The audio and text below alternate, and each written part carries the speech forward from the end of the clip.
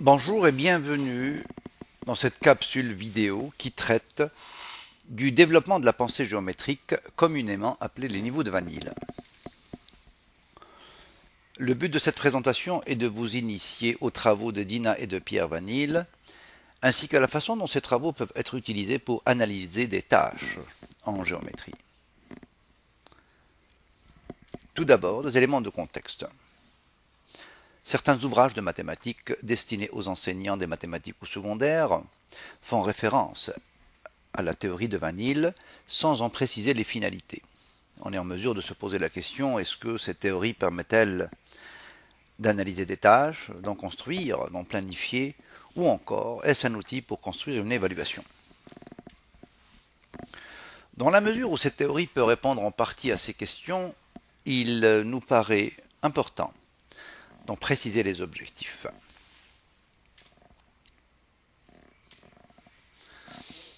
Alors d'emblée, nous dirons que cette théorie comprend a priori 5 niveaux ou stades par lesquels un élève doit passer dans son apprentissage de la démonstration en géométrie.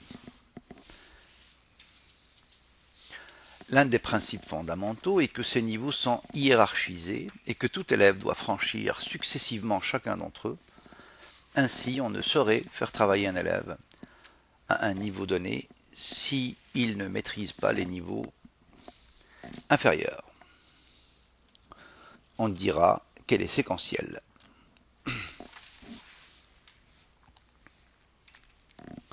Jetons un coup d'œil rapide sur ces 5 niveaux.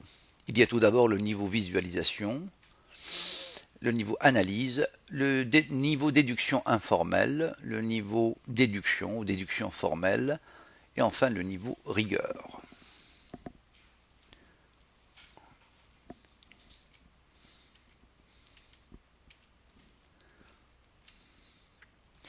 Maintenant, essayons de regarder en détail chacun des niveaux. Et essayons de nous donner une description du niveau 0, le niveau visualisation. Alors, le niveau 0, les figures et les concepts géométriques sont envisagés globalement par leur forme, leur apparence générale, sans égard pour les propriétés de leurs composantes. On peut observer que l'élève, par exemple, utilise du vocabulaire géométrique. Il peut reconnaître, nommer, comparer et même reproduire certaines formes géométriques d'après leur apparence générale.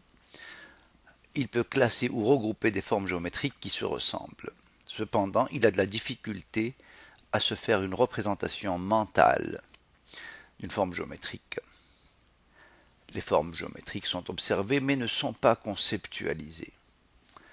Je reconnais un carré par sa forme, mais je ne connais pas sa définition et ses propriétés. Le niveau analyse. Le début d'analyse des formes géométriques afin d'en découvrir les propriétés. On peut observer que l'élève, par exemple, reconnaît certaines propriétés communes et distinctes des formes géométriques. Par exemple, les quadrilatères ont tous 4 côtés. Un carré a un angle droit, un losange en général n'a pas d'angle droit. L'élève est capable de nommer les propriétés des formes géométriques mais ne voit pas les sous-classes à l'intérieur d'une famille de polygones. Alors, par exemple, il ne voit pas la différence entre un losange et un parallélogramme. On peut observer que l'élève est capable de généraliser les propriétés d'une forme géométrique donnée à l'ensemble des formes géométriques de la même famille. Par exemple, la famille des triangles. Et il est capable de faire la classification des formes géométriques en fonction de leurs propriétés.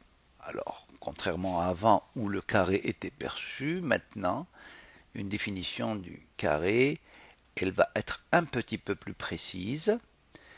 Alors, on peut trouver par exemple, cette figure est un carré parce qu'elle a 4 sommets, 4 coins droits, 4 côtés égaux et 2 paires de côtés parallèles. Vous comprendrez que cette définition est excessive, étant donné qu'elle contient un peu trop de propriétés. Jetons un coup d'œil sur le niveau 2, la déduction informelle. Nous verrons plus loin une distinction entre la déduction informelle et la déduction formelle. Alors le niveau 2, le troisième stade, établissement de liens entre les formes géométriques et entre les propriétés d'une forme géométrique. On peut observer les comportements suivants. L'enfant est capable de déduire certaines des propriétés d'une forme géométrique. Il peut reconnaître des sous-classes de formes géométriques. Par exemple, parmi les quadrilatères, on retrouve les carrés, les rectangles, les losanges, les parallélogrammes, les trapèzes. Il peut émettre et vérifier certaines hypothèses. Par exemple, la somme des angles intérieurs d'un triangle est égale à un angle plat. Il comprend et utilise les relations d'inclusion et d'exclusion. Alors, si je prends une relation d'inclusion, un carré est un rectangle. Si je prends une relation d'exclusion, un parallélogramme n'est pas forcément un carré. Il développe des listes de propriétés qui sont nécessaires et suffisantes pour décrire une forme géométrique quelconque. Alors, à ce niveau-là, on se rapproche de ce qu'on appelle la définition d'une forme géométrique, en ce sens que les propriétés qu'il va utiliser pour décrire une forme sont nécessaires et suffisantes. Il n'y en a pas trop, et il y en a juste assez. L'élève est capable de formuler des arguments mathématiques clairs et suffisants en utilisant le vocabulaire de causalité ou alors de conséquences logiques. Alors, un exemple d'énoncé, un élève pourrait dire par exemple que cette figure géométrique est un carré, mais c'est aussi un trapèze. Il établit des sous-classes de formes géométriques et il comprend et utilise des relations d'inclusion. Car la propriété qui décrit le trapèze est qu'au moins deux côtés opposés sont parallèles. Je crois donc que le carré est une sorte de trapèze. Passons au niveau 3, au quatrième stade, l'étude des définitions, de preuves, de théorèmes, des axiomes et de postulats. Disons qu'à ce niveau-là, ça commence à devenir un petit peu plus sérieux, et je dirais même un petit peu plus abstrait. Alors les comportements observables, l'enfant est capable de présenter une preuve sans se limiter à la mémorisation.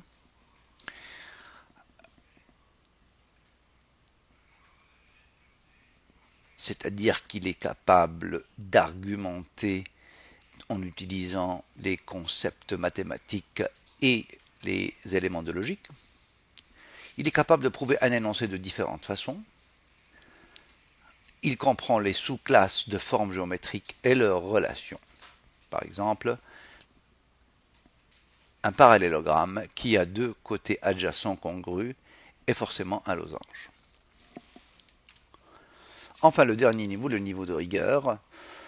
Celui-là, j'en parlerai pas parce qu'il est destiné aux étudiants avancés au niveau universitaire et plus. Alors, selon les Vanille, les élèves doivent passer chacun par des niveaux, visualisation, analyse, déduction informelle, déduction formelle, pour chaque nouveau concept. En d'autres termes, un élève peut être au niveau 1, le niveau analyse, pour un concept donné, et être au niveau 0, niveau visualisation, pour un autre concept. À titre d'exemple, une élève peut décrire les propriétés du carré, niveau 1, mais n'est pas capable de reconnaître un parallélogramme, que par son apparence. Les élèves peuvent progresser d'un niveau de pensée à un autre dans la mesure où ils sont exposés à des activités qui misent sur la comparaison et la classification des formes géométriques, ainsi que sur l'analyse de leurs propriétés. Le terme comparer et classifier se retrouve fréquemment dans le programme du ministère.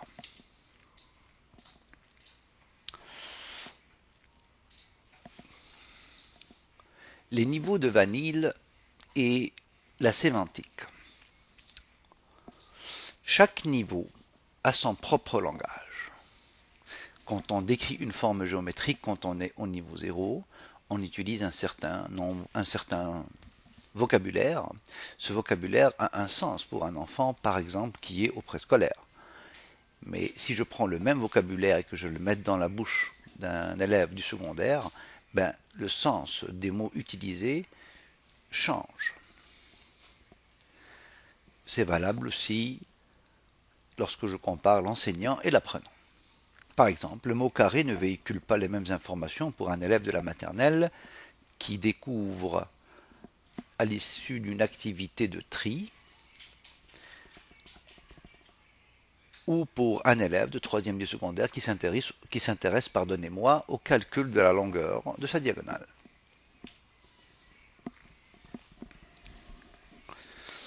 Alors, qu'est-ce qui arrive lorsqu'on passe d'un niveau à l'autre? C'est qu'au départ, au début de notre construction du réel, les objets géométriques sont implicites. Et petit à petit, quand on gravit les niveaux de Van Til, ces objets géométriques deviennent explicites. Ainsi, la notion même de propriété d'une figure et l'organisation de ces mêmes propriétés en termes de dépendance les unes les autres, tout d'abord implicites, évoquées ou mentionnées à un niveau, elles seront ensuite explicitées, donc organisées ou étudiées pour elles-mêmes au niveau supérieur.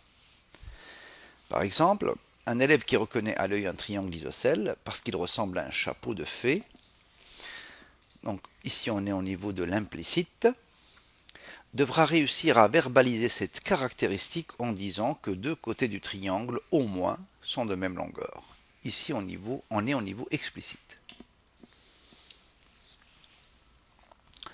Cependant, les recherches ont montré qu'un élève ne pouvait être caractérisé par un niveau de pensée en géométrie. En effet, d'un objet géométrique à un autre, selon les curricula, les programmes de formation ou les activités proposées, un élève pourra maîtriser des niveaux de pensée différents. On peut facilement imaginer un élève de première secondaire qui découvre la rotation et ne maîtrise pas le même niveau de pensée à ce sujet qu'à propos de la symétrie ou de la translation qu'il a déjà étudié à l'école primaire.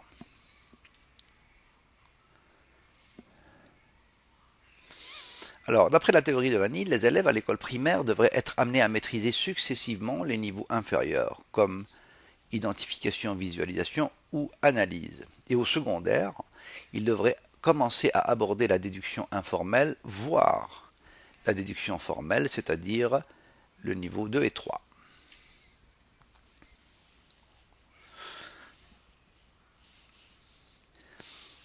Essayons d'établir un lien avec la théorie de Van Til dans les classes et regardons ce qui se passe au primaire. Si on considère par exemple l'étude des quadrilatères, on constate que leur nom, leur identification, est une finalité du premier cycle du primaire. C'est bien une activité qui relève du niveau 1 de Van Til. Les caractéristiques des quadrilatères, les côtés et les angles doivent être maîtrisés à la fin du deuxième cycle du primaire. Si on se limite à demander la liste de ces caractéristiques, l'élève travaille au niveau d'analyse de la théorie, mais en fin de second cycle, le programme de formation précise que l'élève décrit et classifie des objets géométriques selon leurs attributs. Selon que la classification sera interprétée sur une base perceptive ou déductive, on demandera à l'élève de travailler à des niveaux de pensée géométriques différents, tels que l'identification-visualisation, l'analyse ou la déduction informelle. Qu'arrive-t-il au secondaire? Quel lien on peut établir entre la théorie des classes, la théorie de Van Til et ce qu'on fait au secondaire? Au premier cycle du secondaire, où les propriétés des diagonales sont abordées, la tâche devient donc un peu plus complexe pour l'enseignant dans la classe. Dans l'intérêt de l'élève, on pourrait se poser la question, à quel niveau de Van Til doit-il situer les activités qu'il propose tout en respectant le programme et le fait que l'élève ne peut donner une réponse se situant à un niveau de pensée supérieur à celui qu'il maîtrise.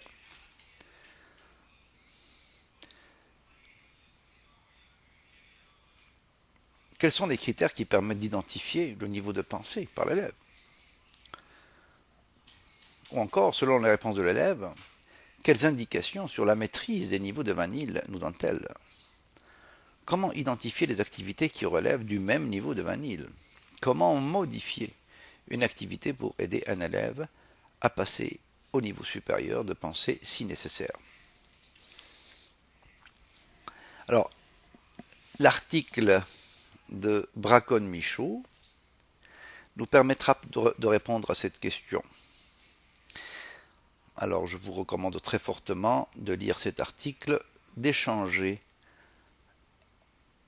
dans le forum et d'essayer de répondre aux questions qu'on s'est posées dans la dernière diapositive. Je vous remercie.